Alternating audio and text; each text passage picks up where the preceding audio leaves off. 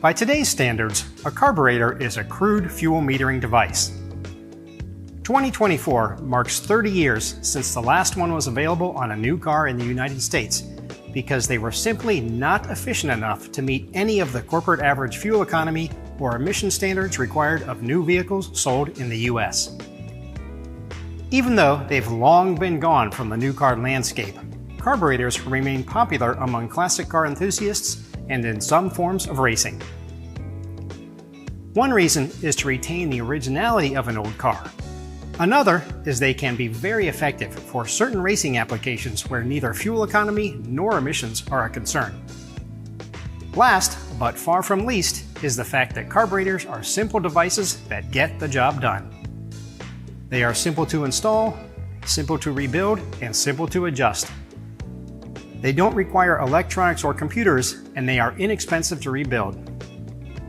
For all these reasons, carburetors will forever be linked to the automobile, and rebuilding them is a job that is often tackled by professionals and enthusiasts alike. A carburetor rebuild kit is the minimum requirement of the job, containing all the required gaskets and seals, as well as an instruction sheet, float level gauge, a new needle and seat, accelerator pump, and various check balls, springs, and clips for a thorough job.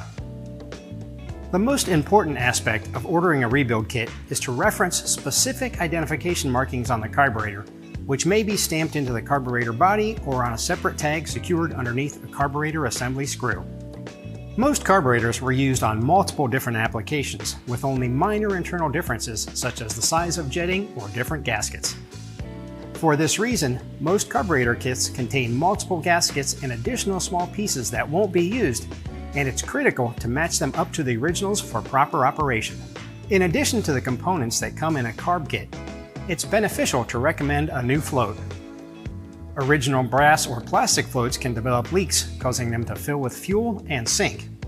And original phenolic floats, while they may seem okay, can become porous and soak up fuel like a sponge, causing them to sink as well.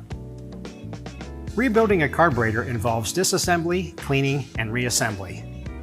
All assembly and adjustment instructions should be followed precisely to ensure correct performance.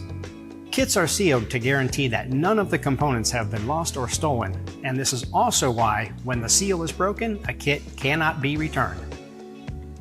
Most kits don't typically come with a fuel filter, which should always be replaced when performing this job. And as a final touch, recommend replacing any vacuum hoses that connect to the carburetor to ensure they seal properly with no leaks. Thanks for watching.